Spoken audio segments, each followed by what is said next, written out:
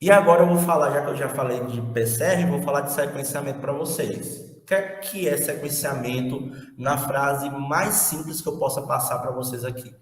Sequenciamento é nada mais nada menos que determinar a ordem em que os nucleotídeos estão em uma molécula de DNA. Ou seja, determinar os nucleotídeos e a ordem em que eles estão. Aqui eu mostro uma foto aqui de um eletroferograma típico de um sequenciamento de sangue, que daqui a pouco a gente vai ver o que é, ok? Mas sequenciamento de material genético, seja de DNA, seja de RNA, é isso aqui, gente. É a gente determinar a ordem que os nucleotídeos estão dispostos em um determinado segmento de DNA ou de RNA. E quais são as gerações de sequenciamento que nós temos até hoje, que nós temos hoje atualmente? Como é que se faz esse sequenciamento na prática? Lembra que eu falei que o sequenciamento foi completamente, foi dependente da reação lá da PCR? Beleza. Em 1977, a gente tem o surgimento da primeira, desculpa, garganta seca já. Mas aqui a gente tem o surgimento da primeira geração de sequenciadores. Esse é o famoso método Sanger. Surgiu ali em 1977. Por que eu boto aqui 1977/86? Porque em 1977 surgiu a primeira versão desse sequenciamento, que era extremamente laborioso e demorava muito para poder fazer esse sequenciamento, a quantidade de etapas é enorme e falar sobre esse sequenciamento daria, na verdade, até outra palestra. Inclusive, já deixo o convite aí. Vamos marcar aí, Silvino, uma oportunidade para a gente falar só sobre sequenciamento de material genético, ok? Então, tem o surgimento dessa primeira geração de sequenciadores aqui em 1977, mas que só em 86 ele foi atualizado para uma versão que possibilitou ele ser mais utilizado nos laboratórios, que ele foi atualizado para a versão automatizada.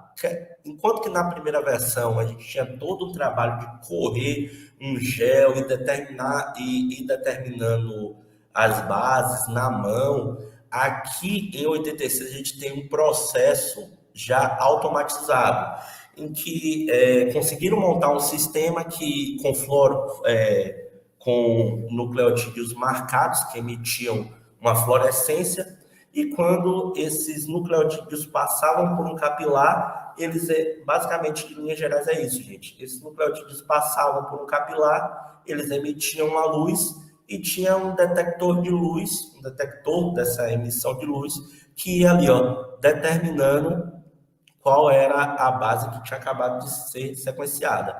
Vou voltar 2 slides aqui para vocês entenderem. Tá vendo aqui, ó, esses picos aqui, ó, são os picos referentes às cores que esses nucleotídeos emitiam ou que eram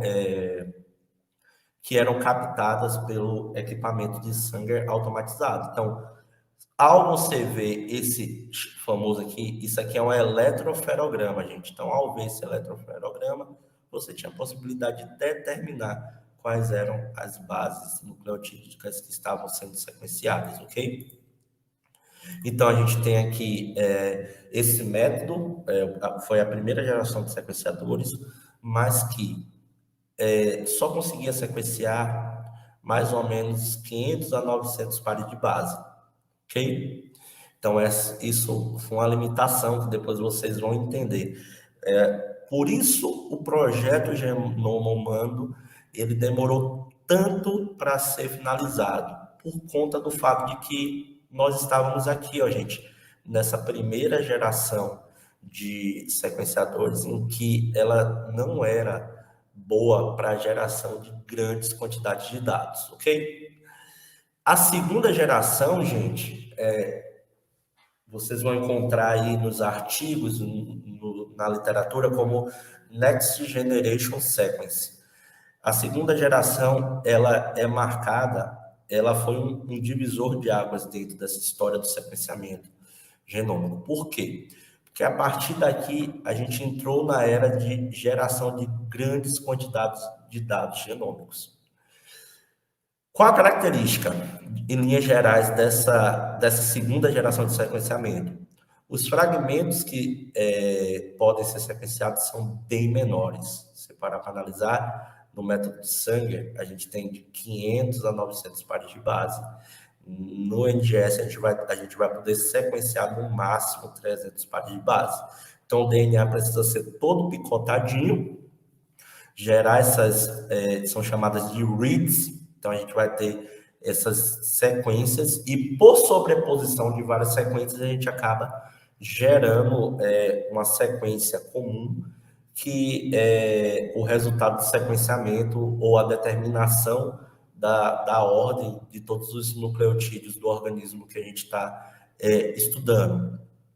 Mas o surgimento foi em 2005, a popularização começou lá para 2006, 2007, e aí entram na jogada as grandes e as mais famosas empresas de sequenciamento que nós conhecemos hoje, que é a Illumina e a IonTorrent. São Next Generation Sequence, mas ambas utilizam estratégias diferentes no sequenciamento. A Illumina, se eu não me, é a que acaba tendo a maior fatia do mercado nesse setor de sequenciamento. E 2005, então, teve esse marco, sabe, gente? E hoje a gente vive a terceira geração de sequenciamento, que é o famoso Nanopore, que foi criado por uma empresa chamada Oxford Nanopore. Essa plataforma de sequenciamento, ela já é caracterizada por ter a possibilidade de gerar sequências muito grandes. Um exemplo dela é um aparelhozinho, um sequenciador que cabe na palma da mão, que é o famoso Minion, que o povo compara aos Minions, né? Porque ele é um sequenciador muito pequeno, cabe na palma da mão. Então, um exemplo bem interessante dessa terceira geração de sequenciadores, não sei se vocês lembram daquela pesquisadora brasileira que fez o sequenciamento do genoma do Covid, do coronavírus, em tempo recorde. Eu estava assistindo a palestra dela e ela mostrou que ela tinha um projeto e que ela utilizava essa plataforma de sequenciamento aqui, ó. Foi com essa plataforma de sequenciamento que ela conseguiu gerar aquele genoma, o genoma do coronavírus tão rápido. E aqui 2005 e 2005 para 2015, então tem uma incongruência, né? Aí vocês podem olhar e dizer, uai, mas a terceira geração de sequenciadores, ela surgiu logo do lado da segunda geração? Estranho. Então, gente, porque foram mais de 10 anos para desenvolvimento da técnica. Então, a ideia por trás do sequenciamento nanopore começou em 2005. Só que o produto, o sequenciador em si, ele só ficou pronto em 2015 e começou a ser vendido em 2016. Beleza? A gente já falou um pouco sobre essa questão do sequenciamento. Ele é importante dentro de bioinformática porque o que é que acontece? Esses sequenciadores, gente, que vão gerar os dados que as pessoas que trabalham com bioinformática vão poder trabalhar. E agora eu vou mostrar para vocês uma contextualização do impacto dessas gerações ou do sequenciamento genômico na nossa vida. Para quem é da área de fitopatologia, tem esse trabalho aqui que foi um marco, foi o sequenciamento dessa bactéria aqui, Xylella fastidiosa, que é uma bactéria famosa, se eu não me engano, ela causa CMC, clorose variegados citrus, e em 2000, os pesquisadores conseguiram terminar, Simpson e colaboradores conseguiram finalizar, publicar o genoma dessa bactéria. Esse genoma foi utilizando a metodologia lá, a primeira geração de Sanger. Aqui a gente tem, gente, o projeto Genoma Humano. O rascunho do Genoma Humano foi publicado em 2001. O genoma completo fechado foi publicado em 2013 ou foi 2005? Me perdoem. Agora eu não lembro exatamente, mas foi 2013 ou 2005. A gente teve a publicação do genoma fechadinho, mas o primeiro rascunho foi publicado nessas duas revistas aqui, em 2001, e foi utilizando a primeira geração de sequenciamento, que foi a geração lá da década de 70 para 80, que é o método Sanger. Só que note uma questão bastante importante, gente, relacionada a essas gerações de sequenciamento.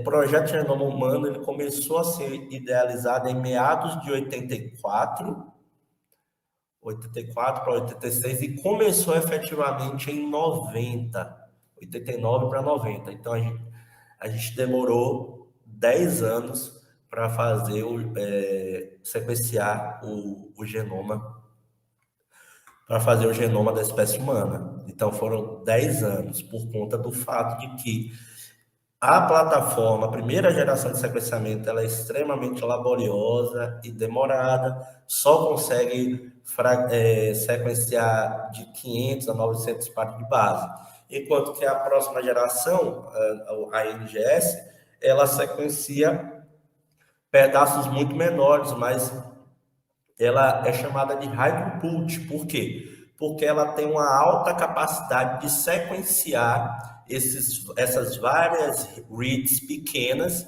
e formam o genoma de forma muito mais rápida. Você consegue obter o genoma de forma muito mais rápida. E isso teve um impacto bem interessante que eu vou mostrar para vocês aqui, ó, que é no custo do genoma humano hoje, né? Custo por genoma humano. Ó, notem que lá em 2001, quando a gente teve a conclusão do projeto do genoma humano e a publicação do rascunho, quanto é que estava custando? Ó, o sequenciamento de um genoma, ele custava $1 bilhão. E foi caindo um pouco, foi caindo, mas olha o quanto desceu mais ou menos de 2007, 2006 para cá. Isso aqui, gente, é a influência do surgimento das novas plataformas de sequenciamento.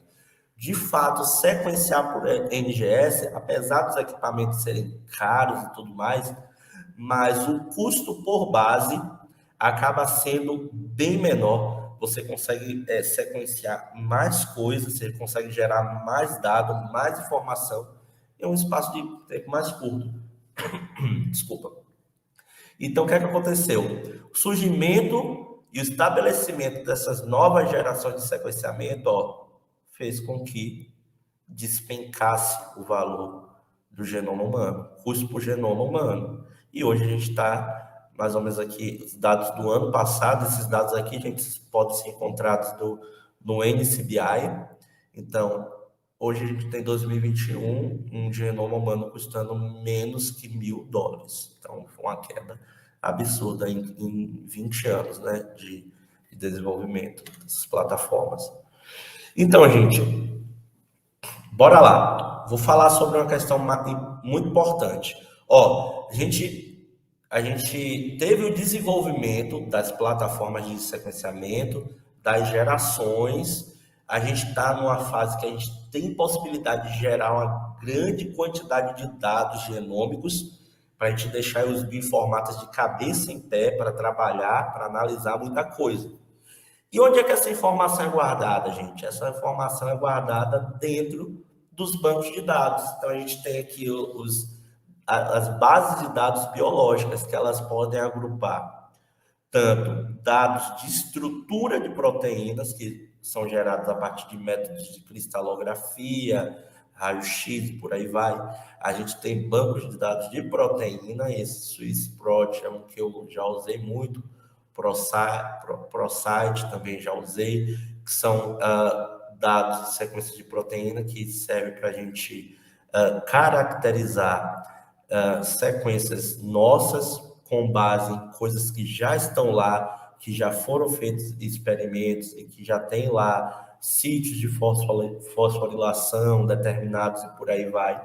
A gente tem aqui, gente, as bases de ácidos nucleicos, a mais famosa delas é o GenBank, que está dentro do NCBI, ok? E a gente tem também outras bases de dados, porque a quantidade de geração de dados hoje, gente, na era pós-genômica que a gente está vivendo, é um absurdo, ok? Então, a gente tem bases de dados para pipelines de trabalho de bioinformática, para análises relacionadas com algum tipo de dado biológico, a gente tem várias outras bases de dados. Então, base de dados biológicos e de coisas para analisar dados biológicos é o que mais a gente tem hoje, ok?